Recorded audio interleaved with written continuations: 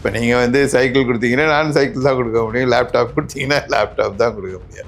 அதிகபட்சம் போனால் நான் சைக்கிள் இருக்கும்போது ஹெல்மெட்டும் சேர்த்து கொடுக்குறேன்னு சொல்லலாம், அவ்வளோதான் சொல்லிட்டேன். இல்லை, என்னை பொறுத்தவரையில் ரொம்ப முக்கியத்துவம் கொடுக்க வேண்டிய டிபார்ட்மெண்ட் வந்து பொது விநியோக திட்டம் தான். அதே போல் வந்து தமிழ்நாட்டோட கடனை வந்து இன்னும் 50 வருடங்கள் ஆனால் கூட குறைக்க முடியாது, கடனை குறைக்க முடியாதுன்றாங்க சார். அது உண்மைதானா சார்? இல்லை, கடனை ஏன் குறைக்கணும்னு கேட்குறேன். கடன் வாங்கி அது என்ன பண்ணுறீங்கிறது இப்போ உருப்படியாக செலவு பண்ணுறதுங்கிறது ஒரு கேள்விக்குறியான விஷயங்க. இப்போ எஜுகேஷன்னு வச்சுக்கோங்க, எஜுகேஷன் ரெவென்யூ எக்ஸ்பெண்டிச்சராக காமிப்பீங்க. நிறைய ஃபுல்ஃபில் பண்ணாத வேக்கன்சிலாம் நாங்கள் ஃபில்அப் பண்ண போகிறோம்னு சொல்கிறாங்க. இதெல்லாம் ரெவென்யூ எக்ஸ்பெண்டிச்சர் தானே? இல்லை, இதில் இன்க்ளூடாக ப்ரைவேட் செக்டரை இன்க்ளூட் பண்ணலான்றாங்க. அதனால் அரசாங்கங்கிறது எல்லாத்தையும் விற்ற முடியாது, அது மக்களை வந்து. ஆனால் என்ன சொல்லுவாங்க, இல்லை நாங்கள் வந்து ரெகுலேட் பண்ணிக்கிறோம்பாங்க. ஆனால் நம்ம கண்ட்ரியில் வந்து ரெகுலேஷனுங்கிறது எந்த அளவுக்கு சாத்தியங்கிறது கேள்விக்கு. ஆனால் அந்த வாக்குறுதிகள் கொடுத்த எதுவுமே வந்து இந்த பட்ஜெட்டில் இல்லை, அதுவே ஒரு ஏமாற்றமாக இருக்காதா சார்? அதை நிறைவேற்ற முடியாதுன்னு இவங்களுக்கு தெரியும்.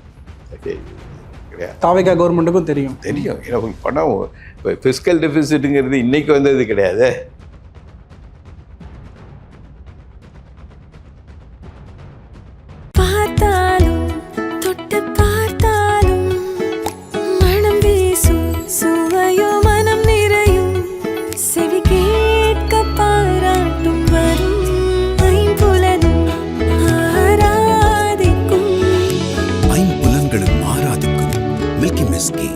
தி டிபேட் நேயர்களுக்கு வணக்கம். தாவேகா அரசு பொறுப்பேற்ற பிறகு தனது முதல் பட்ஜெட்டை ஆகஸ்ட் 5ஆம் தேதி தாக்கல் செஞ்சுருக்காங்க. அதோட நிறை குறையை பற்றி பேசுவதற்காக முன்னாள் IRS அதிகாரி திரு ரங்கராஜ் சேகர் நம்மளோட இணைந்திருக்கார். சார் வணக்கம் சார். வணக்கம் சார். தாவேகா தனது முதல் பட்ஜெட்டை தாக்கல் பண்ணியிருக்காங்க, நீங்கள் எப்படி பார்க்குறீங்க சார்? இந்த அரசாங்கத்துக்கும் இது முதல் பட்ஜெட்டுங்க, இந்த நிதி அமைச்சருக்கும் முதல் பட்ஜெட். முதல் பட்ஜெட்டில் வந்து முதல் நிதியமைச்சரோ இந்த அரசாங்கமோ வந்து ஒன்றை வந்து தெளிவாக பட்ஜெட்லேயே சொல்லியிருக்காங்க. அதாவது புதுசாக எந்த திட்டங்களையும் அறிவிப்பதற்கான வாய்ப்புகளும் நிதி நிலையும் ரொம்ப கம்மி தான் அல்லது சுத்தமாக இல்லை அப்படிங்கிற மாதிரி தான் சொல்லியிருக்காங்க. அது உண்மையும் கூட. ஏன்னா ஒரு அரசாங்கம் வந்து ரெவென்யூ டெஃபிசிட்னு சொல்கிறோம் இல்லைங்களா, சாதாரண அரசாங்க செலவுகளுக்கே கடன் வாங்க வேண்டிய நிலைமையில் இருந்தால் வேறு எந்த செலவுகளை பண்ண முடியும்? ஓகே, அதனால் நியாயமாக பார்த்தா புதுசாக எதுவும் பண்ணுறதுக்கான வாய்ப்புகள் கம்மி, நிதிநிலை இடம் கொடுக்காது அப்படின்னு சொல்லிட்டு தான் ஆரம்பிக்கிறார் அவர்.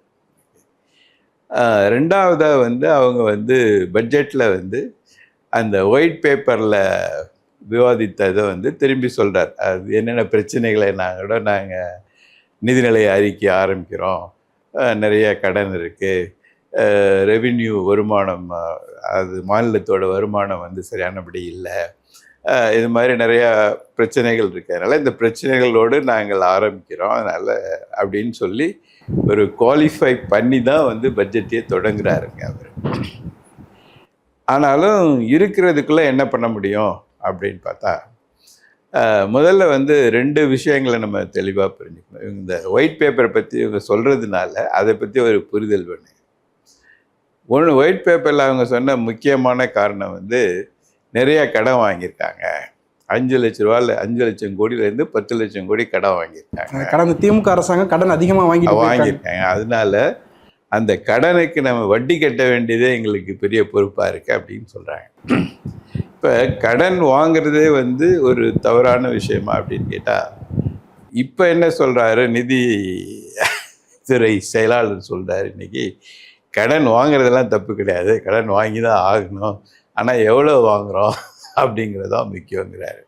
இப்போ எவ்வளோ வாங்குகிறோங்கிறது முக்கியம்னா, போன அரசாங்கமும் என்ன சொல்கிறாங்க, மத்திய அரசு நிர்ணயித்த அளவுக்குள்ள தான் வாங்கியிருக்கோம் அப்படின்னு சொல்கிறாங்க. இப்போ கடன் வாங்கிறது வந்து பிரச்சனை கிடையாது, ஒரு கடனை வாங்கி நீங்கள் எப்படி செலவு பண்ணீங்கிறது தான் இஷ்யூ. ஓகே, இது போன அரசாங்கத்தை வந்து நம்ம எப்படி மதிப்பீடு பண்ணுகிறோம் என்று சொன்னால், அவங்களுடைய ஒரு 5 வருட இதில் வந்து பொருளாதார வளர்ச்சி வந்து இந்தியாவிலே மிக அதிகமான மாநிலமாக தமிழகம் இருக்குது. 10.8 இது கடைசியில் ஜிஎஸ்டிபி இருக்குது. ஸ்டேட்டோட நிதி வந்து இந்தியாவிலே முதல் மாநிலங்கிற அளவுக்கு இருக்குது. அதே மாதிரி தனி மனித வருமானம் பார்த்திங்கன்னா அகில இந்தியாவோட நமக்கு வந்து 2 பங்கு அதிகமாக இருக்குது. ஃபாரின் இன்வெஸ்ட்மெண்ட்டு நிறையா தான் இருக்குது. ஓகே, ஸோ எல்லா இதுலேயும் வந்து தமிழ்நாடு வந்து மொத்தத்தில் வந்து பொருளாதார நிதி மேலாண்மை வந்து நல்லபடியாக தான் இருந்திருக்கு. ஆனால் ஒன்று கவலைக்குரிய விஷயமா அல்லது கவனிக்கப்பட வேண்டிய விஷயமா இருக்குது போன அரசாங்கத்துலேயும். அதாவது மாநிலத்தோட வருமானம் இருக்கு இல்லைங்களா, ஸ்டேட்ஸ் ஓன் டேக்ஸ் ரெவென்யூன்னு சொல்கிறாங்க இல்லைங்களா, நம்மளுடைய வரி வருமானம் வந்து பொருளாதார வளர்ச்சிக்கு தகுந்த மாதிரி இல்லை. ஓகே, அது வந்து உண்மையாலுமே அது அது வந்து கவனிக்கப்பட வேண்டிய விஷயம். அதுக்கான காரணத்தையும் கண்டுபிடிக்கணும். ஏன்னா மொத்தத்தில் ஒரு எக்கானமி வந்து நல்லா பொருளாதாரம் வந்ததுன்னா வருமானமும் நிறையா வரியும் நிறையா வரணும், அது ஈக்குவலாக வரணும். ஆனால் ரொம்ப கம்மியாக வந்திருக்கு, மற்ற மாநிலங்களோட கம்மியாக வந்திருக்கு. ஸோ அது ஏதோ ஒரு காரணம் இருக்குது. அது வந்து ஒரு it's a area of concern really. Okay, அதை வந்து அட்ரஸ் பண்ணணுன்னு சொல்லியிருக்காங்க, இந்த அரசாங்கத்தில் வந்து சொல்லியிருக்காங்க. அது வந்து நாங்கள் வந்து வருமானத்தை பெருக்க போகிறோம், அதுக்காக ஒரு கமிட்டிலாம் கூட போட்டிருக்காங்கன்னு சொல்லுவாங்க. ஓகே, ஸோ மொத்தத்தில் பார்த்தா இவங்க பிரச்சனைன்னு சொல்கிறது உண்மையாலும் பிரச்சனை கிடையாது. ஏன்னா அப்போவும் ரெவென்யூ டெஃபிசிட் இருக்குது, இப்போவும் ரெவென்யூ டெஃபிசிட் இருக்குது, அப்போவும் ஃபிஸ்கல் டெஃபிசிட் இருக்குது, இப்போவும் ஃபிஸ்கல் டெஃபிசிட் இருக்குது, அப்போவும் கடை வாங்கியிருக்கோம், இப்போவும் கடை வாங்கியிருக்கோம். கேள்வி என்னன்னா எவ்வளவு ரெவென்யூ டெஃபிசிட் இருக்குது, எவ்வளோ ஃபிஸ்கல் டெஃபிசிட் இருக்குது, எவ்வளோ கடன் வாங்குகிறோம் அப்படிங்கிறது தான் கேள்வி. இந்த அரசாங்கம் என்ன சொல்லியிருக்காங்க, அதாவது இந்த ஆண்டு இதில் வந்து ரெவென்யூ டெஃபிசிட்டை வந்து குறைக்கிறோன்னு சொல்லியிருக்காங்க. அது முன்னாடி இருந்த 25-26 விட 26-27 கொஞ்சம் குறைக்கிறோம் அப்படின்னு சொல்லியிருக்காங்க. அதே மாதிரி ஃபிஸ்கல் டெபிசிட்டையும் கொஞ்சம் குறைக்கிறோம் அப்படின்னு சொல்லியிருக்காங்க. அது வரவேற்கத்தக்கது. ஆனால் பட்ஜெட்டுங்கிறதே வந்து உங்களுக்கு வந்து மொத்தத்தில் ஒரு எக்ஸ்பிரஷன் ஆஃப் இன்டென்ட் தான், இட்ஸ் ஒன்லி எஸ்டிமேட். ஓகே, இதை எப்படி நடைமுறைப்படுத்த போகிறோம், எவ்வளோ வெற்றிகரமாக அவுட்கம் இருக்க போகுதுங்கிறது வந்து பொறுத்திருந்து தான் பார்க்கணும். இப்போ ஒன்றும் சொல்ல முடியாது. ஆனால் இவங்களுடைய இன்டென்ஷன்னு சொன்னால் ஒரு பொருளாதாரத்தில் நல்ல இன்டென்ஷன் தான். ஏன்னா இந்த அது என்ன நிதி பற்றாக்குறையெல்லாம் குறைக்கிறதுக்கான முயற்சி பண்ணுறோம், வரி வருமானத்தை பெருக்குவதற்கான முயற்சி பண்ணுறோம். இப்போ 2 இது போட்டிருக்காங்க ஸ்பெசிஃபிக்காக, 16,000 crore வந்து வருமானத்துக்கு ஒரு கமிட்டியும் போட்டிருக்கோம். அவங்க ரெக்கமெண்டேஷன்லாம் பார்த்து இது பண்ணணும்.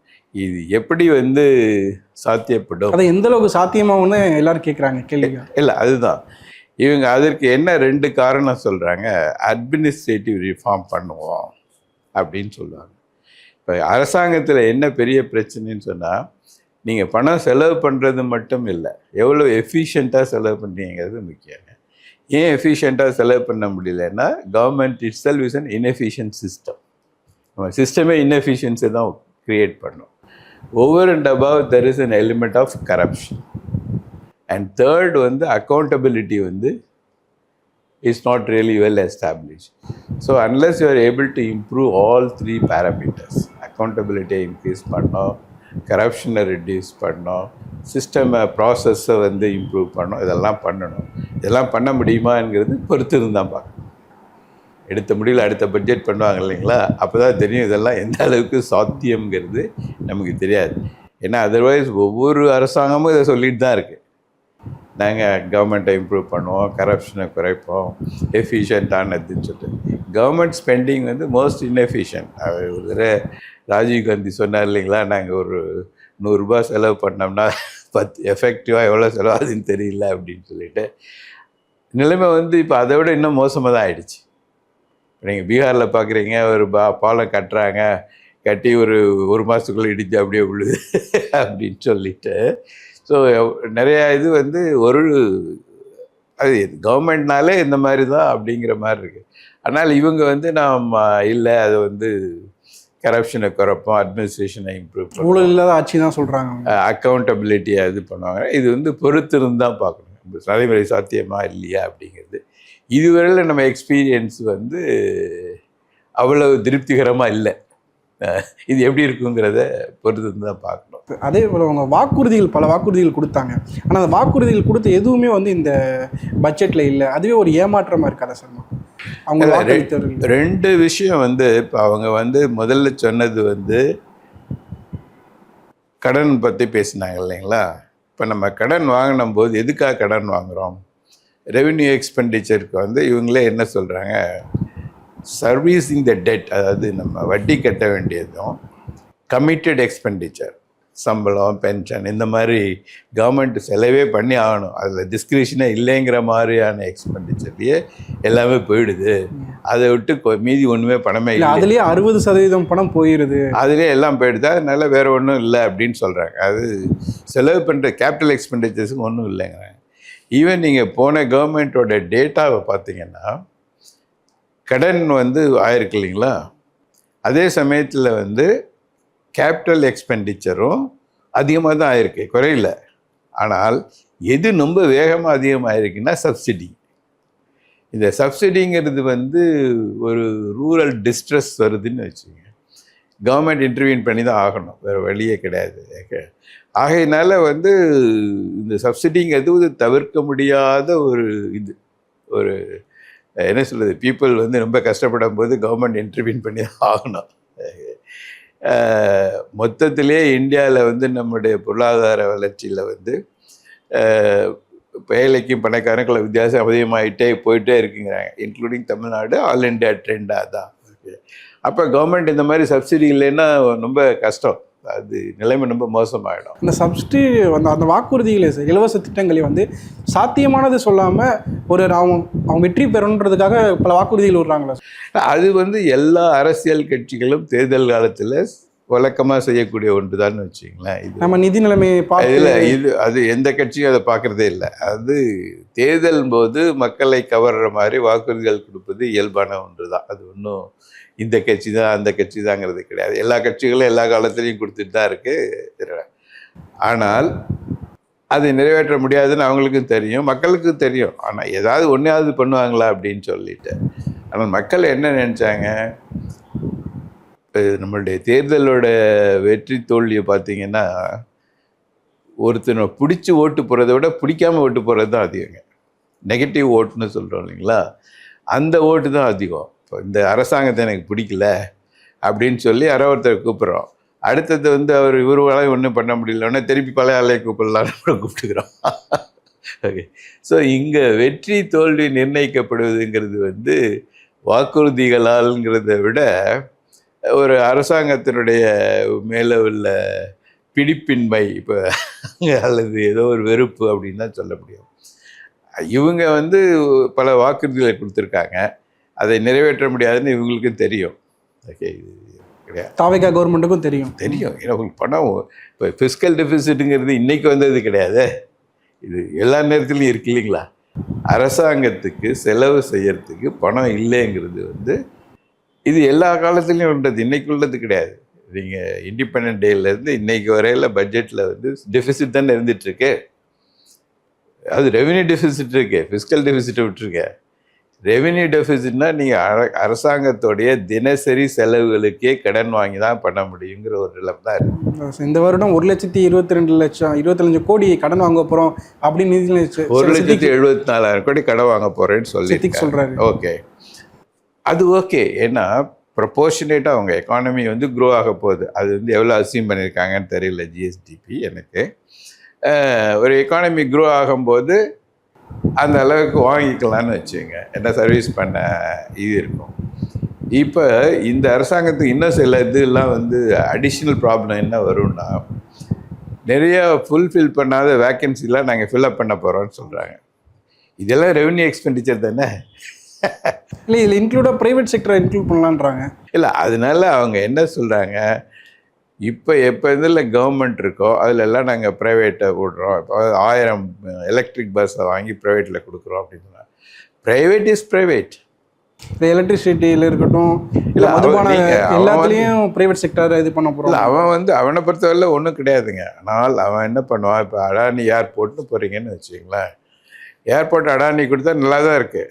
ஆனால் நீங்கள் ஒரு ஏர்போர்ட்டில் போய் காஃபி குடிக்கணுன்னா 200 ரூபா இருந்தால் தானே குடிக்க முடியும். ஓகே, நீங்கள் ஒரு இட்லி சாப்பிட்ணுன்னா 300 ரூபா வேணும் இல்லைங்களா. அது வந்து அப்போ நீங்கள் யாரால் கொடுக்க முடியுமோ அது. இப்போ எவ்வளோ ஏன் போகிறீங்க? சதா இது வந்தே பாரத் ட்ரெயின் இருக்குது. ஓகே, வந்தே பாரத் ட்ரெயின் நல்லா தான் இருக்குது, ஏன்னா வேகமாக போயிடுது, வசதியாக இருக்குது. ஆனால் எவ்வளவு ஒரு டிக்கெட் 1000 ரூபான்னு வச்சுக்கோங்க.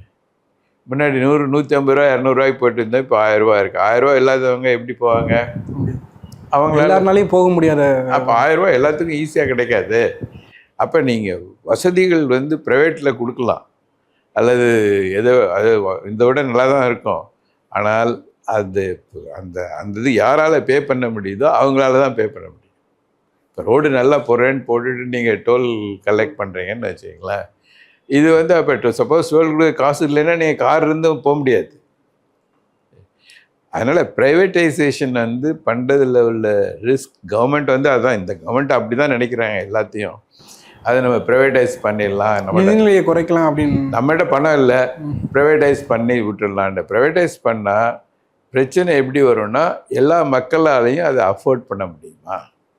இப்போ பஸ்ஸுன்னு வச்சுக்கிங்களேன், கவர்மெண்ட் பஸ் வந்து லாஸ்ட்டில் ஓடினா கூட ஃபேர் ஏற்றுறதுக்கு யோசிப்பாங்க. அது ஒரு சேவை மனப்பான்மையில் தான் பண்ணுறாங்க. வேணுமா அவங்க வந்து மக்கள் ப்ரெஷர் வரும், எஜிடேட் பண்ணுவாங்க. ஆனால் ப்ரைவேட் வந்து என்ன சொல்லுவாங்க, நீ இருந்தால் கூட இல்லாட்டி ஏறாது போ, நான் 10 பஸ் ஒரு இடத்துல 5 பஸ் விட்டுட்டு போகிறேன்.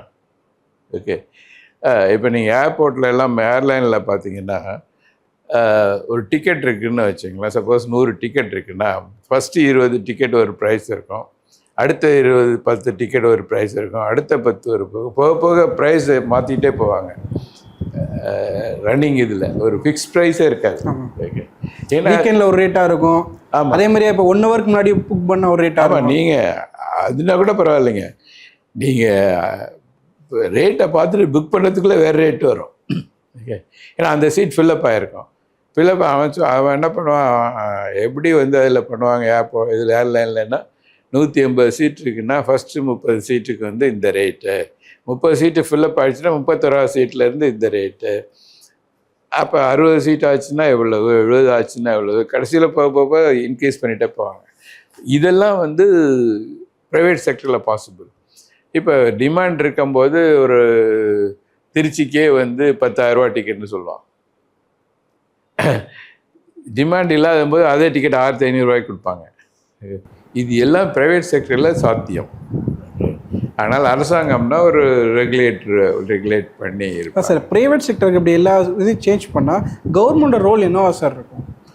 இல்லைங்க, கவர்மெண்ட் என்ன நினைக்கிறாங்க, நமக்கு வந்து இப்போ லா அண்ட் ஆர்டர் இருக்குது, ரெகுலேட்டரி ஃபங்க்ஷன்ஸ் நிறையா இருக்குது, உங்களை பயமுறுத்திக்கிட்டே இருக்கலாம் இல்லைங்களா?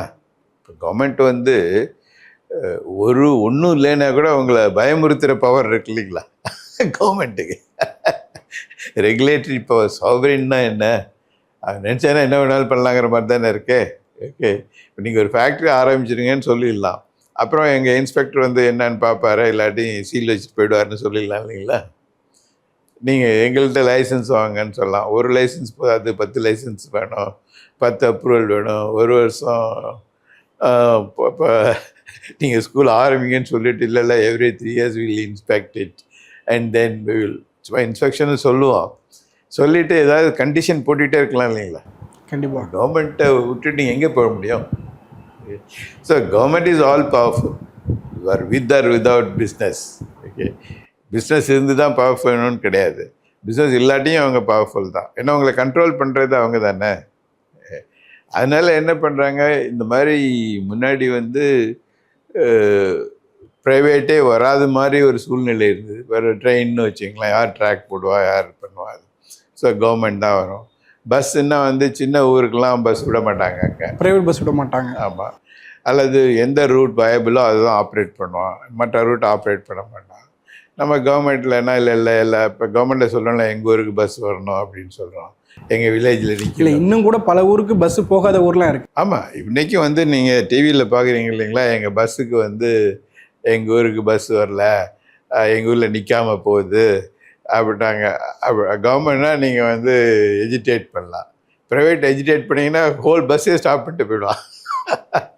அவங்க எதுக்கு நான் உங்கள் பஸ் ஸ்டாப்பில் நிற்கணும், எதுக்கு நிற்கணும், உங்கள் ஊரில் எதுக்கு நான் நிற்கணும், ஆமாம் அப்படின்ற கேள்வி தான் கேட்பாங்க. ப்ரைவேட்னு சொன்னாலே அவர்களுக்கு முக்கியம் வந்து லாபம்தான், மற்ற வண்டி ஹியூமன் இதெல்லாம் வந்து கன்சிடரேஷனே கிடையாது. அதனால் கவர்மெண்ட் வந்து இப்போ நீங்கள் ஹாஸ்பிட்டலே எடுத்துட்டிங்கன்னா அப்போல்லோ ஹாஸ்பிட்டல்லேருந்து எல்லாத்தாலையும் போக முடியாது. இப்போ கவர்மெண்ட் ஹாஸ்பிட்டல்லேருந்து ரொம்ப மோசமாக இருக்குது. சப்போஸ் கவர்மெண்ட் ஹாஸ்பிட்டலே ஓரளவு நல்லா இருந்ததுன்னு வச்சுங்க, மற்ற ஹாஸ்பிட்டலெல்லாம் கொஞ்சம் கம்மியாவது சார்ஜ் பண்ணுவாங்க. கண்டிப்பாக. இல்லாட்டி அங்கே போய்டுவோம் அப்படின்னு சொல்லிட்டு காம்படிஷனில். இப்போ கவர்மெண்ட் ஹாஸ்பிட்டல் ரொம்ப படுமோசமாக இருந்ததுன்னா இவன் இஷ்டத்துக்கு சார்ஜ் பண்ணது தான். ஸோ அதனால் அரசாங்கங்கிறது எல்லாத்தையும் விட்டுற முடியாது. அது மக்களை ஆனால் என்ன சொல்லுவாங்க, இல்லை நாங்கள் ரெகுலேட் பண்ணிக்கிறோம்பாங்க. ஆனால் நம்ம கண்ட்ரியில் ரெகுலேஷனுங்கிறது எந்த அளவுக்கு சாத்தியங்கிறது கேள்விக்குறி தான். ஸோ அதனால் இந்த அரசாங்கம் ஆரம்பத்திலே சொல்கிறாங்க, நாங்கள் அட்மினிஸ்ட்ரேட்டிவ் ரிஃபார்ம் பண்ணுவோம், ரெண்டாவது ஸ்கில் டெவலப்மெண்ட்லாம் பண்ணுறோம். தென் என்னென்னா வழக்கமாக உள்ள பட்ஜெட் மாதிரி எல்லாருக்கும் ஒரு சின்ன சின்ன ஸ்கீம் வச்சுருக்காங்க. பட் ஓவராலாக பார்த்தீங்கன்னு வச்சுங்களேன், ஒரு இன்டென்ஷன் இருக்குது. இப்போ ஸ்கூல்னால் ஒரு ஸ்கில் டெவலப் பண்ணோம், ஏஐக்கு ஒரு யூனிவர்சிட்டி ஸ்டார்ட் பண்ணோம், ரெசிடென்ஷியல் ஸ்கூல் பண்ணோம். அந்த திட்டத்திலே ஸ்கீம்ஸ்லேயே இப்போ ஸ்கூலை க்ளீன் பண்ணுறதுக்கு ஒரு இது கொடுத்துருக்காங்க, ஃபண்ட் அலாட் பண்ணியிருக்காங்க. 10,000 ஸ்கூல் இருக்கிற இடத்துல அந்த அமௌண்ட்ன்றது ஒரு 380 கோடி கிட்ட ஒதுக்கியிருக்காங்க. அது எப்படி பற்றும்? ஒரு ஸ்கூலுக்கு ஒரு நாளைக்கே 350 ரூபா 340 ரூபா தான் வரும். அந்த இதில் எப்படி மேனேஜ் பண்ண முடியும், எப்படி க்ளீன் பண்ண முடியும் அப்படின்னு தான் பல சந்தேகங்கள் வருது. அந்த அளவுக்கு தான் ஃபண்டோட அலாட்மெண்ட்டு இல்லைங்க. 2 விஷயங்கள்ல இதை நான் ரெண்டாக பார்க்குறேன். ஒன்று முதல்ல ஆரம்பிக்கணும். அது எந்த அளவுக்கு வெற்றிகரமாக இருக்குங்கிறது அடுத்தது. இப்போ நிறைய பள்ளிகளில் டாய்லெட் கிடையாது. இப்போ டாய்லெட் நாங்கள் பண்ண போகிறோம் அப்படின்னு சொல்கிறாங்க, ட்ரிங்கிங் வாட்டர், டாய்லெட். இது ரெண்டையுமே ஒரு 5 வருஷத்தில் பண்ணி முடித்தாங்கன்னு வச்சுக்கோங்க. All government school will have drinking water and toilet. அதுவே ஒரு அச்சீவ்மெண்ட் தாங்க. அந்த டாய்லெட் எப்படி இருக்கும், மெயின்டைன் பண்ணுவாங்களா? நான் ஒரு ஸ்கூலுக்கு போனேன், ஒரு டாய்லெட் கட்டி கொடுக்கலான்னு தான் போனேங்க. இருக்குது டாய்லெட்டை, ஆனால் அது லாக் பண்ணி வச்சுருக்காங்க, யூஸ் பண்ணாமையே, மெயின்டைன் பண்ணாமல் இருக்காங்க. ஆமாம். ஸ்கூலுக்கு என்ன ப்ராப்ளம்னா நீங்கள் சொல்கிற ப்ராப்ளம் தான். யார் க்ளீன் பண்ணுவா, அதுக்கு என்கரேஜ் பண்ணால் யார் அவங்களுக்கு சம்பளம் கொடுப்பா? there's a lot of issues. Okay. So இப்போ ஆனால் ஒரு ஸ்கூலில் போய் நீங்கள் ஒரு வாட்டர் 100% என்னோட பர்சனல் ஃபண்டிங்கில் ஒரு வாட்டர் ப்ராஜெக்ட் பண்ணி கொடுத்தாங்க ஒரு ஸ்கூலுக்கு. அவ்வளோ கஷ்டமாக இருந்தது. எந்த ஊர் சார்? திருச்சியிலையும். திருச்சியிலையும். ஆமாம். ஏன்னா ஹெட் மாஸ்டர் பயப்படுறாரு, சார் எங்கள் லோக்கல் பொலிட்டிஷியன்ட்ட சொல்லணும், சிஇஓட்ட சொல்லணும், அவர்கிட்ட சொல்லணும், இவர்கிட்ட சொல்லணும், அப்படி இப்படின்னு சொல்லிட்டு. ஓகே. இத்தனைக்கும் பணம் ஒரு விசா கூட மற்ற யார்ட்டையும் வாங்கலை, எல்லாம் இது பண்ணிட்டு. இத்தனையும் நான் சொல்லிட்டேன், பேர் கீர் எதையும் போடாதீங்க, இது தண்ணி யாரும் ஒன்றும் அப்ஜெக்ட் பண்ண மாட்டாங்க, பேர் கீர் போட்டாவே கேட்பாங்கன்னா. ஏன்னா அவ்வளோ சிஸ்டம் அவ்வளவு ரிஜிடாக இருக்குது. So it's not. பட் என்னென்னா ஒரு இன்டென்ஷன் இப்போ ஒரு அவேர்னஸ் இருக்கு இல்லைங்களா, ஸ்கூலில் டாய்லெட் இல்லை, ட்ரிங்கிங் வாட்டர் இல்லை அப்படின்னு நமக்கு தெரியுது இல்லை, கவர்மெண்ட் அட்லீஸ்ட் ஏதோ செய்ய போகிறாங்க அப்படின்னு சொல்லிட்டு. அது அந்த வகையில் ஓகே.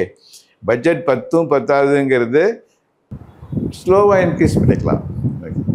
அதே மாதிரி இப்போ சிலபஸில் மாடர்ன் ஆர்டிஃபிஷியல் இன்டெலிஜென்ஸ் இதெல்லாம் பண்ண போகிறோம் அப்படிங்கிறாங்க. Probably it may take time. நீங்கள் யாரோ ஒரு சிலபஸை ஃப்ரேம் பண்ணி அதுக்கு டீச்சர் இருக்க மாட்டாங்க இல்லைங்களா. ஸோ இதெல்லாம் வர்றதுக்கு டைம் ஆகலாம். ஆனாலும் எங்கேயாவது ஒன்று ஸ்டார்ட் பண்ணணும்ல. ஸ்டார்ட்டே பண்ணாமல் இருக்கிறதுக்கு ஏதாவது ஒரு ஆரம்பிக்கணும். அப்புறம் சில சமயம் என்ன பண்ணாங்க, அந்த ஊரில் படித்த பையன் கூட சொல்லித்தரலாம், ஏதாவது நடக்கும். ஓகே. அல்லது அவன் வீட்லேயாவது போய் படிச்சுக்கலாம். அல்லது இப்போ டெக்னாலஜி இருக்கிறதுக்கு ஏதாவது ஒரு சென்ட்ரலைஸ் கிளாஸ் ரூமில் வச்சு ப்ராட்காஸ்ட் பண்ணலாம், ஏதாவது ஒன்று பண்ணலாம். பட் அதுக்கான முன்னெடுப்புங்கிறது பல ஏரியாவில் ஆரம்பிச்சிருக்காங்க. இப்போ கைத்தறி கதரில் எல்லாம் டிசைன் சென்டர் போடுறோம் அப்படின்னு. ஏன்னா நீங்கள் ஃபேப் இண்டியாவில் போய் ஒரு காட்டன் சாரீஸ் 8,000 கொடுத்து வாங்குவீங்க. அதுவே இதில் போயின்னா எவ்வளோ வாங்குறீங்க, 2,000க்கு மேலே பண்ணால் விட அதிகமாக இருக்கேன். சேம் இதுதான், டிசைன் வேறு அப்படின்னு சொல்லிட்டு. ஸோ தி மார்க்கெட்டிங் நம்மகிட்ட ஸ்கில் கிடையாது இல்லைங்களா. ஸோ இது மாதிரி ஒரு டிசைன் சென்டர் ஃபார் இது. So every section of the பீப்புளுக்கு ஒரு ஸ்கீமை வச்சுருக்காங்க. மேபி இந்த பட்ஜெட்டில் உங்களுக்கு பிடிச்ச ஸ்கீமு இல்லை ஒதுக்கி பண்ண துறை நீங்கள் எதை சார் பார்க்குறீங்க? எந்த திட்டத்துக்கு நல்லா இது பண்ணியிருக்காங்க அப்படின்னு சொல்லி பாராட்டக்கூடிய இதுன்னு எதை சார் பார்க்குறீங்க? இல்லைங்க, நான் மொத்தத்தில் பார்க்கும்போது இவங்க வந்து கல்விக்கு வந்து அது வந்து முக்கியம். அந்த கல்வியும் ஒரு மாற்றம், சிலபஸை மாற்றணும், லேட்டஸ்ட் இதை வரணும், அதே மாதிரி ஸ்கில் டெவலப்மெண்ட்டுக்கு வந்து இம்பார்ட்டன்ஸ் கொடுக்கணும். இதெல்லாம் வந்து இம்பார்ட்டண்ட்டாக அட்டென்ஷன் கொடுக்க வேண்டிய ஏரியா. அதை கொடுத்துருக்காங்க. அது மென்ஷன் பண்ணியிருக்காங்க. எந்த அளவுக்கு வெற்றிகரமாக எந்த அளவுக்கு கிரவுண்ட் ஒர்க் பண்ணுவாங்கன்னு நமக்கு தெரியாது. ஆனால் அது முக்கியத்துவம் கொடுத்துருக்கிறது பாராட்டக்கூடியது. அது நிச்சயமாக பாராட்டக்கூடிய வேண்டாம். ஏன்னா இதை யாராவது ஒரு எடுக்கணும் இல்லைங்களா, முன்னெடுப்பு பண்ணணும் இல்லை. அந்த வகையில் வந்து இதான் இப்போ ஹெல்த் கேரில் வந்து எல்டர்ஸ்க்கு வந்து வீடு தேடி இது மாதிரி போய் இது பண்ணுறோம் அப்படின்லாம் சொல்கிறாங்க. அதே மாதிரி எல்டர்ஸுக்கு வீடு கட்டி கொடுக்குறேங்கிறாங்க. வீடு இல்லாத ஏழைகளுக்கு வந்து அது 3 லட்சம் 5 லட்சம் இன்க்ரீஸ் பண்ணியிருக்கேங்கிறாங்க. அது எல்லா ஏரியாவும் டச் பண்ணியிருக்காங்க. அது அவங்களுடைய காமன் மேன்னு சொல்கிறோம் இல்லைங்களா, அவங்க ஒவ்வொருத்தரும் ஏதோ நமக்கு ஒன்று இருக்குன்னு நினைக்கிற மாதிரி பண்ணியிருக்காங்க. அது எவ்வளோ வெற்றிகரமாக பண்ணுவாங்க, எவ்வளோ எஃபெக்டிவாக பண்ணுவாங்கங்கிறதெல்லாம் வந்து பொறுத்து தான் பார்க்கணுங்க. இவர்களுக்குள்ள நம்பிக்கை வந்து அட்மினிஸ்ட்ரேஷனை நம்ம இம்ப்ரூவ் பண்ண முடியும் அப்படின்னு, அது வந்து எனக்கு பொறுத்து தான் பார்க்க வேண்டிய ஒரு விஷயம். ஏன்னா ஒரு வகையான ஒரு என்ன சொல்கிறது, ரொம்ப வீணாக போன அட்மினிஸ்ட்ரேஷனில் தான் நம்ம இருக்கோம். அப்போ அதை இது பண்ணி கொண்டாடுறதுங்கிறது ஒரு கடுமையான விஷயங்கள் தான். அண்ட் இவங்களே ஒத்துக்கிறாங்க, எங்கள்கிட்ட பணங்கிறது சுத்தமாக கிடையாது, பற்றாக்குறை எதையும் பண்ணுறதுக்கு கிடையாது, அதெல்லாம் இருக்கிறதுல தான் மேனேஜ் பண்ணுறோன்ட்டு. இருக்கிறதுல மேனேஜ் பண்ணுறதுனா ஒன்று ரெவென்யூ இன்க்ரீஸ் பண்ணோம், அல்லது செலவு பண்ணுற பணத்தை வீணாகாமல் பார்க்கணும்.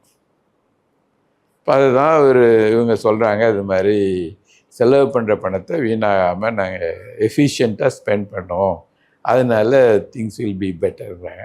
அது வந்து பொறுத்திருந்து பார்க்க வேண்டிய விஷயம் தான் சார். அதே போல் வந்து இந்த ஸ்கீமுக்கு வந்து நம்ம ஃபண்ட் கூட அலாட் பண்ணியிருக்கலாம், அந்த பணம் வந்து பத்தாது அப்படின்னு நீங்கள் எந்த டிபார்ட்மெண்ட்டை பார்க்குறீங்க சார்? இந்த டிபார்ட்மெண்ட்டு கூடுதலாக பணம் ஒதுக்கலாம் அப்படின்னு சொல்லிட்டு. இல்லை, என்னை பொறுத்த வரையில் ரொம்ப முக்கியத்துவம் கொடுக்க வேண்டிய டிபார்ட்மெண்ட் வந்து பொது விநியோக திட்டம் தான். ஏன்னா இன்றைக்கு மக்கள் வந்து ஒரு டிஸ்ட்ரெஸில் இருக்காங்க, ரூரல் டிஸ்ட்ரெஸ் அதிகமாக இருக்குது, அன்எம்ப்ளாய்மெண்ட் இருக்குது. பர்டிகுலர்லி இந்த வருஷம் மான்சூன்லாம் ஃபெயிலியர்னால அரிசி விலைகள்லாம் ரொம்ப அதிகமாகிடுச்சுங்கிறாங்க. இதனால there should be more real focus on public distribution. அதை மாடர்னைஸ் பண்ணலாம், குவாலிட்டியாக என்ஷூர் பண்ணலாம் அப்படிலாம் சொல்கிறாங்க. அது இப்போ ஓரளவு சொல்லியிருக்காங்க, பட் பட்ஜெட்டில் ஸ்பெசிஃபிக்காக இல்லை. இப்படி என்னை பொறுத்த வரையில் முதல் ரொம்ப முக்கியத்துவம் கொடுக்க வேண்டிய ஒரு திட்டம்னா பொது விநியோக திட்டம் தான். அதாவது இன்றைக்கி மக்கள் வந்து அதான் காப்பாற்ற முடியும். ஓகே, அதுவும் குறிப்பாக வந்து அக்ரிகல்ச்சர் ஃபெயிலியர் ஆன மாதிரி ஒரு சுச்சுவேஷனில் வேலையில்லா திண்டாட்டம் வந்து ஏகப்பட்டது இருக்கும்போது பேசிக் சர்வைவல் இது வேணும். இந்த ஸ்கில், ரெண்டாவது எஜுகேஷனுக்கு இம்பார்ட்டன்ஸ் கொடுத்துருக்காங்க, ஆனால் அதை வந்து செயல்படுத்துவது முக்கியமானது. ஓகே, ஏன் சார், ஏன் அந்த ஏங்க செயல்படுத்தல என்ன தடங்கள் இருக்குது? இல்லைங்க, இப்போ நீங்கள் வந்து ஒரு எஜுகேஷனில் வந்து இன்றைக்கி ப்ராப்ளம் பணம் மட்டுமா அப்படின்னா கிடையாதுங்க. ஓகே, சிலபஸ்லேருந்து டீச்சிங்லேருந்து ஆர் வி என்ஷூரிங் அதாவது குவாலிட்டியாக நம்ம டீச்சர்ஸ் ஒழுங்காக பண்ணுறாங்களா, டீச்சர்ஸே ஸ்கில்டாக இருக்காங்களா என்ன. ஓகே, இப்போ நிறையா ஸ்கூலில் வந்து டெம்ப்ரரியாக தான் அப்பாயின்மெண்ட் பண்ணியிருக்காங்க, ரெகுலர் டீச்சரே கிடையாது. இப்போ 20% ரெகுலர் டீச்சர்னால் 80% டெம்ப்ரரியாக இருக்காங்க. அவங்களுக்கு என்ன பெரிய மோட்டிவேஷன் இருக்க போகுது? ஏதோ ஒரு பேருக்கு போயிட்டு வராங்க, அவ்வளோதான்ல. ஸோ அதனால் ரியல் இஷ்யூவை அட்ரெஸ் பண்ணாங்க ஸ்கூலில். Maybe we can do it using technology. இப்போ நீங்கள் யூடியூப்னு சொல்கிறீங்க, நம்ம வந்து எங்கேயும் போகாமல் வீட்டில் உட்காந்து படிச்சிடலான்ட்டு, அதை வந்து நல்லாவே யூஸ் பண்ணலாம். யூடியூப்போ அல்லது சென்ட்ரலைஸ் கிளாஸ் டீச்சிங்கோ இருக்கு இல்லைங்களா. ஒரு நல்ல டீச்சர் ஒருத்தர் இருந்தாருன்னா அவர் தமிழ்நாடு ஃபுல்லாக ஸ்கூலுக்கெல்லாம் சொல்லி கொடுக்கலாம். அந்தளவுக்கு டெக்னாலஜி வந்துருச்சு, அவ்வளோ டெக்னாலஜி இருக்குது. ஸோ ஆனால் இதை யாராவது ஒருத்தர் வந்து முறையாக பண்ணி ரெண்டாவது நடுவில் யாராவது நம்ம யாருக்கு கொடுக்குறோம் இன்ட்ரெஸ்ட் குரூப் வந்துடும். அப்புறம் ரெண்டாவது ஃபீட்பேக் லூப் மெக்கானிசம் இருக்கணும். இது வந்து நான் ஒரு பள்ளிக்கூடத்துக்கு போயிருந்தேன். ஸ்மார்ட் போர்டு இருக்குது. ஓகே, பின்னாடி உட்காந்துருக்கிறதுக்கு பார்த்தீங்கன்னா அதுக்கு படிக்கவே முடியாது அதில் உள்ளது. கவர்மெண்ட் ஸ்கூல்லையா சார்? ஆமாம். ஓகே, ஏன்னா ஒரு ஸ்க்ரீன் மாதிரி போட்டிருக்கேன். ஏதோ இருக்குது, அவ்வளோதான். ஓகே, அப்போ நீங்கள் அந்த பின்னாடி உள்ள பிள்ளைங்க படிக்க முடியலைன்னா அது வந்து அது no board at all, failure model. ஆமாம், அதை யாரும் பார்க்கறது இல்லை இல்லைங்களா? இன்னொரு ஸ்கூலுக்கு போனும்போது கம்ப்யூட்டர்லாம் வச்சு ஒரு லோக்கலாக யாரோ ஒருத்தங்களை வந்து கம்ப்யூட்டர் டீச்சிங்காக வச்சுருக்காங்க. கம்ப்யூட்டர் இருக்குது. நான் சொன்னேன் கம்ப்யூட்டருக்கு எங்கே ஏசி, என்னென்னா ஏசி இல்லை. ஓகே, நான் சொன்னேன் இது சப்போஸ் ஒரு கம்ப்யூட்டரில் சின்ன ப்ராப்ளம் டஸ்ட்டுன்னா கூட அட்டன் பண்ண ஆள் இருக்க மாட்டாங்களே, அது அப்படியே இருக்கும் யூஸ் பண்ணாமல். இந்த ஒரே ஒருத்தங்க வந்து இவங்களுக்கு வந்து கம்ப்யூட்டர் ஆன் பண்ண ஆஃப் பண்ண வேணால் தெரியுமா, இல்லை இவங்க என்னத்தை சொல்லிக் கொடுக்க போகிறாங்கன்னு தெரியல. 100 பேரில் ஒருத்தர் 2 பேர் இன்ட்ரெஸ்ட் எடுத்து சொல்லிக் கொடுக்கலாம். அதனால் நம்ம ஒன்று செலவு பண்ணுங்கிறதுக்காக தான் பண்ணுறோமே இல்லையே, அது உண்மையாலுமே நம்மளால் சக்ஸஸ் ஆகுதா அப்படிங்கிறது ஒரு கேள்விக்குறியாக தான் இருக்குது. அதனால் the major challenge before not only this government, any government is how are we going to ensure the money spent is spent effectively, efficiently. That's a challenge. How are they going to handle it? We'll have to wait and see. But otherwise, ஃபோக்கஸ்னு பார்த்தீங்கன்னா education கொடுத்துருக்காங்க, health care கொடுத்துருக்காங்க, skill development கொடுத்துருக்காங்க, university பண்ண போகிறேன்னு சொல்லியிருக்காங்க. இன்னொரு முக்கியமான area energy storage இருக்குது இல்லைங்களா? இப்போ நான் கன்சர்ன் எனர்ஜிலாம் ப்ரொடியூஸ் பண்ணிடுறோம், ஸ்டோர் பண்ண முடியல. அதனால் என்ன ஆகுது, இப்போ ஆல்மோஸ்ட் வேஸ்ட் ஆகிடுது. 0 டேரிஃபு கூட இப்போ டிரான்ஸ்மிட் பண்ண முடியல. ஓகே, ஸோ இது எனர்ஜி ஸ்டோரேஜுக்கு ஸ்பெசிஃபிக்காக கொடுத்துருக்காங்க. மத்திய அரசாங்கமும் புது ஸ்கீமோடு வராங்க ஸ்டோரேஜ் ஃபெசிலிட்டிஸ்க்கு. So schemes are there, all செக்ஷனுக்கு இருக்குது. அந்த இந்த நூன் மீல் ஸ்கீமை வந்து எக்ஸ்டெண்ட் பண்ணியிருக்காங்க. இந்த மார்னிங் பிரேக்ஃபாஸ்ட்டை எக்ஸ்டெண்ட் பண்ணியிருக்காங்க. அதே போல் எல்லா ஸ்கீமுக்கும் கடந்த திமுக ஆட்சியோட பேர் மாற்றம் மட்டும் தான் பண்ணியிருக்காங்க. புதுசாக எதுவும் பண்ணலன்னு சொல்லி திமுக போன்ற எதிர்கட்சியெலாம் விமர்சிக்கிறாங்க. நீங்கள் எப்படி சார் பார்க்குறீங்க? இல்லை, அது வந்து எந்த எதிர்கட்சியும் அது நீங்கள் ஸ்கீம் ஒன்று தான் பண்ண முடியும், புதுசாக பண்ண முடியாதுங்க. ஓகே, இப்போ நீங்கள் வந்து சைக்கிள் கொடுத்தீங்கன்னா நான் சைக்கிள் தான் கொடுக்க முடியும், லேப்டாப் கொடுத்தீங்கன்னா லேப்டாப் தான் கொடுக்க முடியும். அதிகபட்சம் நான் சைக்கிள் இருக்கும்போது ஹெல்மெட்டும் சேர்த்து கொடுக்குறேன்னு அவ்வளோதான் சொல்லியிருக்கேன். அது முக்கியம் இல்லையே, நீங்கள் சைக்கிள் கொடுக்கலையே, கொடுக்குறேன்னு சொல்கிறாங்க இல்லைங்களா? ரெண்டாவது, சைக்கிள்ங்கிறது it increases the mobility. Rural ஏரியாவுக்கு அது ஒரு பெரிய கிரேட் அசட் இல்லைங்களா? அதனால் வந்து it makes lot of difference for them. Okay, அதுவும் என்ன சொல்கிறாங்க, சும்மா ஓட்டர் சைக்கிள் கொடுக்க மாட்டேன், பிராண்டட் சைக்கிள் கொடுப்பேன்னு சொல்கிறாங்க. ஓகே, ஸோ இதெல்லாம் வந்து எதிர்கட்சிகள் வந்து அவங்க சொல்லுவாங்க, நாங்கள் நீங்கள் ஒன்றும் புதுசாக பண்ணல, நாங்கள் தான் பண்ணோன்ட்டு. நீங்கள் திருப்பி கேட்டாங்கன்னு வச்சுங்களேன், நீங்கள் என்ன இத்தனை 6 வருஷம் நீங்கள் 6 டைம் இருந்தீங்க, என்னதை பண்ணீங்க? திமுகவும் சரி அண்ணா திமுகவும் சரி 6 முறை ஆட்சியில் இருந்தாங்க தானே. ஓகே, அதனால் அவர்கள் சொல்வது வந்து அரசியலுக்காக சொல்கிறது, அதை நம்ம பெருசாக எடுத்துக்க வேண்டியது இல்லைங்க. பட் எந்த பட்ஜெட்டுமே எல்லாருக்கும் ஒன்று ஒன்று இருக்கிற மாதிரி தான் பார்த்துப்பாங்க. இப்போ இந்த செக்ஷனுக்கு ஒன்று, அவங்களுக்கு ஒன்று, திருநங்கைகளுக்கு ஒன்று, எஸ்சிஸ்க்கு ஒன்று, எஸ்டிஸ்க்கு ஒன்று, பேக்வர்ட் கிளாஸ்க்கு ஒன்று, ஏதாவது ஒன்று மிஸ் ஆகாமல் இருக்கணும் அப்படின்னு சொல்லிட்டு. ஆனால் இவை எல்லாம் இம்ப்ளிமெண்டேஷன் பண்ணும்போது தான் ஃபெயிலியர். இப்போ நீங்கள் இப்போ விஜய் வந்து ஒரு ஹாஸ்டல் போகும்போது ரொம்ப மோசமாக இருக்குன்னு சொன்னார் இல்லைங்களா? எனக்கு தெரியும், நீங்கள் எந்த பிசிஎஸ்சி ஹாஸ்டல் போங்க அப்படி தான் இருக்கும். ஏன்னா மெயின்டெனன்ஸுக்கு ஃபண்டே கிடையாது. நீங்கள் கட்டடத்தை கட்டி விட்டுட்டு போயிட்டீங்கன்னா அதை மெயின்டைன் பண்ண வேண்டாமா? யார் க்ளீன் பண்ணுறது, யார் கூட்டுறது, யார் ஒரு பல்பு சேஞ்ச் பண்ணால் கூட அது ஒன்றுக்கும் அவங்களுக்கு ரிசோர்ஸஸ் கிடையாதுங்க. அவன் பணமாக போட்டால் பண்ணுவான். ஓகே, ஸோ அப்படியே போய் நீங்கள் மோசமாகி இன்டாலரபிளாக இருக்கும். நீங்கள் போய் பார்த்தீங்கன்னா அவ்வளோதான்.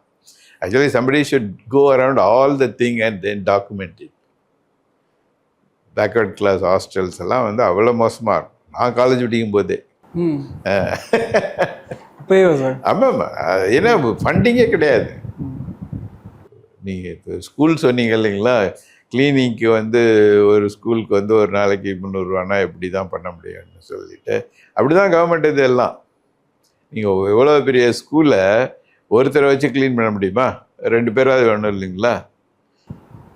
சாத்தியம் இல்லாத. ஆமாம், ஆனாலும் வந்து கவர்மெண்ட் அப்படி தான் ஆப்ரேட் ஆகுங்க. ஓகே, ஏன்னா இதெல்லாம் இவ்வளோப்பா பட்ஜெட் இருக்கு அப்படிம்பாங்க. பட் ஆனால் ஏதோ ஒரு பிகினிங். ஓகே, பரவாயில்ல, கொஞ்சம் நாள் கழிச்சு இம்ப்ரூவ் ஆகும். இந்த 350 ரூபா அப்புறம் கொஞ்சம் நாள் கழிச்சு 500 ரூபா ஆகும், 600 ரூபா ஆகும் அப்படின்னு நினச்சிக்க வேண்டியது. அதே போல் வந்து தமிழ்நாட்டோட கடனை வந்து இன்னும் 50 வருடங்கள் ஆனால் கூட குறைக்க முடியாது, கடனை குறைக்க முடியாதுன்றாங்க சார். அது உண்மைதானா சார்? இல்லை, கடனை ஏன் குறைக்கணும்னு கேட்குறேன். அது நம்ம தனி மனிதர்கள் கடன் வாங்குறதுக்கும் அரசாங்கம் கடன் வாங்குறதுக்கும் வித்தியாசம் இருக்குங்க. அரசாங்கம் வந்து கடன் வாங்கணுன்னா அதால் வட்டி கட்டுறது முடியும், அதனால் ஒன்றும் பிரச்சனை கிடையாது. அது வந்து நீங்கள் இன்ஃபேக்ட் நீங்கள் அமெரிக்கா மாதிரி கண்ட்ரிலாம் வந்து பல மடங்கு கடன் வச்சுருக்காங்க. ஏன்னா இப்போ நீங்கள் கவர்மெண்ட் வந்து ஒரு கடன் வாங்கினா தான் ரோடு போட முடியும், கடன் வாங்கினா தான் பாலம் கட்ட முடியும். ஏன்னா வெறும் வருமானத்தை வச்சு வரியை வச்சு நிறைய ஃபெசிலிட்டிஸ் க்ரியேட் பண்ண முடியாது இல்லைங்களா? ஓகே, ஸோ கடன் வாங்கணும். கடன் வாங்கி அது என்ன பண்ணுறீங்கிறது இருக்குது. கடன் வாங்கி அதை உருப்படியாக செலவு பண்ணிங்கன்னா பரவாயில்ல. இப்போ உருப்படியாக செலவு பண்ணுறதுங்கிறது ஒரு கேள்விக்குறியான விஷயங்க. இப்போ எஜுகேஷன்னு வச்சுக்கோங்க, எஜுகேஷன் ரெவென்யூ எக்ஸ்பெண்டிச்சராக காமிப்பீங்க. ஓகே, ஆனால் அது வந்து ரெவென்யூ எக்ஸ்பெண்டிச்சர்னு சொல்ல முடியுமா? இல்லை நான் ஒரு ஒரு ஒரு அசட்டை தான் கிரியேட் பண்ணுறேன். ஒரு மேனே ஒரு அசட் தானே, எதிர்காலத்தில் இவன் தானே எனக்கு உபயோகமாக இருக்க போகிறான், அதனால் இது வந்து வேஸ்ட்டுலாம் சொல்ல முடியாது நீயே அப்படின்னு சொல்கிறோம்.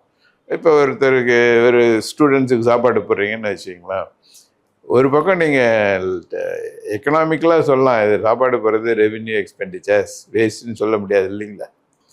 சாப்பாடு is more important than anything else. மற்றெல்லாம் அப்புறம் தானே நீங்கள் கேபிட்டல் ஈபிட்டல் எல்லாம் சொல்லிட்டு. ஸோ கடன் வாங்கிறது பிரச்சனை இல்லை, நம்மளால் அதை சர்வீஸ் பண்ண முடியுமா அப்படின்னு பார்த்துக்கினேன். அதுக்கு தான் அது கவர்மெண்ட் அளவு ஃபிக்ஸ் பண்ணியிருக்காங்க. எஃப்ஆர்பிஎம்னு இருக்கு இல்லைங்களா, ஃபிஸ்கல் ரெஸ்பான்சிபிலிட்டி பட்ஜெட் மேனேஜ்மெண்ட்டில் எவ்வளோ அளவு வாங்கலாம் அப்படின்னு சொல்கிறாங்க. சப்போஸ் 3% வாங்கலாம், உங்கள் ரெவென்யூ 100 ரூபான்னா 3 ரூபா கடன் வாங்கலாம்னு சொல்கிறாங்கன்னு வச்சுக்கோங்களேன். அதுக்குள்ளே தானே வாங்கியிருக்கான். கவர்மெண்ட்டோட ப்ராப்ளம் கடன் வாங்கிறது இல்லை, பணத்தை எவ்வளவு எஃபிஷியண்ட்டாக ஸ்பெண்ட் பண்ணுறாங்க. நம்ம தனிப்பட்ட செலவுன்னா யோசிச்சு பண்ணுவோம், ஒரு 10,000 பார்கெயின் பண்ணி செலவு பண்ணுறோம்ல.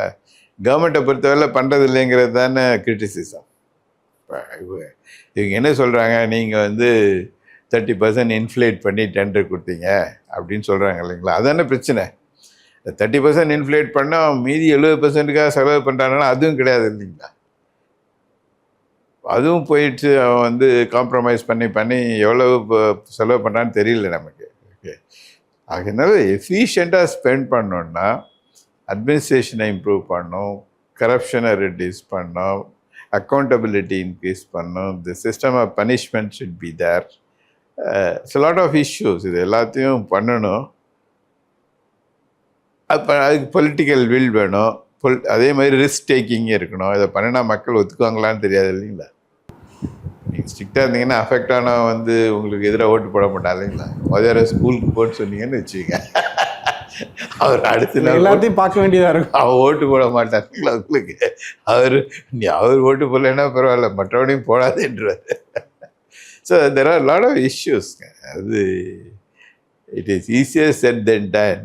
பட்ஜெட்டுங்கிறது வந்து உங்களுக்கு கான்ஸ்டியூஷனில் பார்த்தீங்கன்னா it's a statement of income and expenditure to be presented before the legislature. அவ்வளோதான் பட்ஜெட்டுங்கிறது. ஓகே, நம்ம அதுக்குள்ளே வந்து ஒரு மித்தை க்ரியேட் பண்ணிட்டோம். பட்ஜெட்டில் வந்து நீங்கள் இயர் ரவுண்டு பண்ணுறதுனா பண்ணலாமே கவர்மெண்ட்டை, பட்ஜெட்டில் தான் பண்ணணுன்னு கிடையாது இல்லைங்களா? பட்ஜெட்டில் வந்து கவர்மெண்ட்டுக்கு செலவு பண்ணுறது பணம் இது வரியிலேருந்து தான் வருது. வரியில் உள்ள பணம் கவர்மெண்ட்டை ரன் பண்ணுறதுக்கான சரியாக இருக்கே, வேறு எங்கே செலவு பண்ண முடியும்? இது வந்து எல்லா கவர்மெண்ட்டுக்கும் அப்ளை ஆகும், இந்த கவர்மெண்ட்டுக்கும் அப்ளை ஆகும். என்னன்னா வித்தின் தட் லிமிட்டட் ஸ்கோப் என்ன பண்ணுறாங்கங்கிறது இவங்களுடைய ability to run the government. இப்போ சில பேர் வந்து இப்போ காமராஜர் வந்து ஸ்கூலுக்கு இம்பார்ட்டன்ஸ் கொடுத்தாரு, மதிய உணவு போட்டார் அப்படிலாம் சொல்கிறோம் இல்லைங்களா. அதை நம்ம நினச்சிட்டு இருக்கோம் because that created lot of thing. இது அந்த மாதிரி சில தலைவர்கள் வந்து சில அரசியல் கட்சிகள் பண்ணும்போது அது லாங் லாஸ்டிங் எஃபெக்டாக இருக்கலாம். அது வந்து அரசியலில் இருக்கிறவங்களாக தான் முடியும். அந்த லிமிட்டட் ஸ்கோப் தான் இருக்குது. அதுதான் நீங்கள் வந்து இருக்கிற ஸ்கீம் எல்லாம் பார்த்தீங்கன்னு வச்சுக்கோங்களேன், எல்லாத்துக்கும் ஸ்கீம் இருக்குது. பட்ஜெட்டில் பார்த்தீங்கன்னா ஸ்கீம் நிறைய இருக்குது. எல்லாத்துக்கும் எந்த செக்ஷன் ஆஃப் த பீப்புளுக்கும் இல்லைன்னு சொல்ல முடியாது. அண்ட் பர்டிகுலர்லி இன்னைக்கு நம்ம முக்கியம்னு நினைக்கிற ஸ்கில் டெவலப்மெண்ட், அது இன்னைக்கு வந்து கல்லூரி படிப்பு மட்டும் உங்களை வந்து உங்களோட செக்யூரிட்டியை ப்ரொவைட் பண்ணாது. ஸ்கில் தான் இது பண்ணோம். அப்போ ஸ்கில் டெவலப்மெண்ட்டுக்கு இம்பார்ட்டன்ஸ் கொடுக்கணும். அதுக்கான ஒரு முன்னெடுப்பு இருக்குதுன்னு வச்சுக்கோங்க. ஓகே, இல்லாட்டி இப்படியே விட்டுருந்தாங்கன்னா இன்னும் we produce only hopeless degree holders. Okay, அவங்களால வேலைக்கு போக முடியாதவங்கள தான் நம்மளால் ப்ரொடியூஸ் பண்ணியிருப்போம். ஸோ முன்னெடுப்புகள் இருக்குது, நல்லது செய்யணுங்கிற எண்ணம் இருக்குது. ஆனால் செய்ய முடியுமாங்கிறது வந்து பொறுத்திருந்து தான் பார்க்கணும். பொறுத்திருந்து பார்ப்போம் சார். பல தகவல்களை பகிர்ந்ததுக்கு ரொம்ப நன்றி. ரொம்ப மகிழ்ச்சி.